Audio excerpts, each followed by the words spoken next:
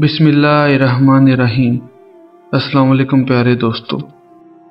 اشفاق احمد اکثر کہا کرتے تھے کہ آدمی عورت سے محبت کرتا ہے جبکہ عورت اپنی اولاد سے۔ مجھے اس بات کی مکمل سمجھ موسم بہار کی ایک رات کو آئی۔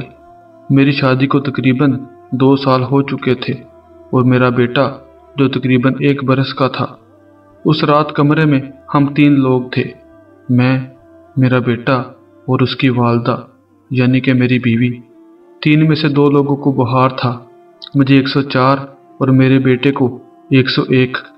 اگرچہ میری حالت میرے بیٹے سے کہیں زیادہ خراب تھی، تاہم میں نے یہ محسوس کیا کہ جیسے کمرے میں صرف 2 ہی لوگ موجود ہیں، میرا بیٹا اور اس کی والدہ۔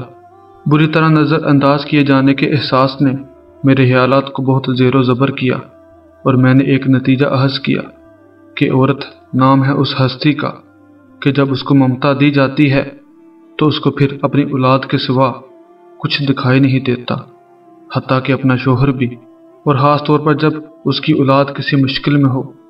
اس نتیجہ کے ساتھ ہی میں نے ایک اور نتیجہ بھی نکالا کہ اگر میرے بیٹے کے درد کا درمان اس کی والدہ کی آغوش ہے تو یقیناً میرا علاج میری ماں کی آغوش ہوگی۔ اس خیال کا آنا تھا کہ میں بستر سے اٹھا اور ماں جی کے کمرے کی طرف چل پڑا۔ رات کے 2 بجے تھے، پر جو ہی میں نے ان کے کمرے کا دروازہ کھولا وہ فوراً اٹھ کر بیٹھ گئیں جیسے میرا ہی انتظار کر رہی ہوں۔ پھر کیا تھا، بالکل 1 سال کے بچے کی طرح گود میں لے لیا اور توجہ اور محبت کی اتنی ہیوی ڈوز دی کہ میں صبح تک بالکل بھلا چنگا ہو گیا۔ پھر تو جیسے میں نے اصول ہی بنا لیا، جب کبھی کسی چھوٹے بڑے مسئلے یا بیماری کا شکار ہوتا، کسی حکیم یا ڈاکٹر کے پاس جانے کی بجائے سیدھا مرکزی ممتا شفا خانہ برائے توجہ اور علاج میں پہنچ جاتا۔ وہاں پہنچ کر مجھے کچھ بھی کہنے کی ضرورت نہ پڑتی، بس میری شکل دیکھ کر ہی مسئلہ کی سنگینی کا اندازہ لگا لیا جاتا، میڈیکل ایمرجنسی ڈکلیئر کر دی جاتی، مجھے ماں جی کے ہی بستر پر لٹا دیا جاتا اور ان کا ہی کمبل اوڑھ دیا جاتا۔ کسی کو یہنی کا حکم ہوتا تو کسی کو دودھ لانے کا۔ الغرض توجہ اور محبت کی اسی ہیوی ڈوز سے آغوش تھراپی ہوتی اور میں بیماری کی نوعیت کے حساب سے کبھی چند گھنٹوں اور کبھی چند پہروں میں صحت یاب ہو جاتا۔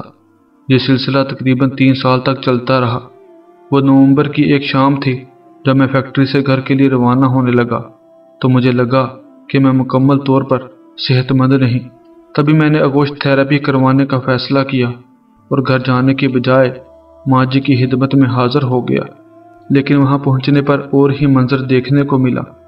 ماں جی کی اپنی حالت کافی خراب تھی۔ پچھلے کئی روز سے چل رہے پھیپھڑوں کے عارضہ کے باعث بخار اور درد تھا۔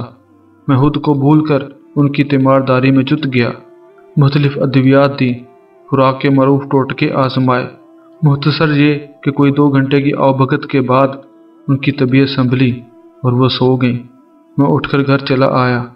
ابھی گھر پہنچے آدھ گھنٹہ ہی مشکل سے گزرا ہوگا کہ فون کی گھنٹی بجی۔ دیکھا تو چھوٹے بھائی کا فون تھا۔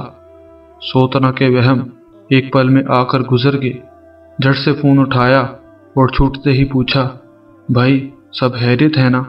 بھائی بولا سب خیریت ہے۔ وہ اصل میں ماں جی پوچھ رہی ہیں کہ آپ کی طبیعت ناساز تھی، اب کیسی ہے؟ اس روز میرے ذہن میں ماں کی تعریف مکمل ہو گئی۔ ماں وہ ہستی ہے جو اولاد کو تکلیف میں دیکھ کر اپنا دکھ، اپنا آپ بھی بھول جاتی ہے۔ آج ماں کو رحمان کی رحمت میں گئے 1 ماہ ہو چکا ہے اور آج مجھے پھر سے بخار ہوا ہے۔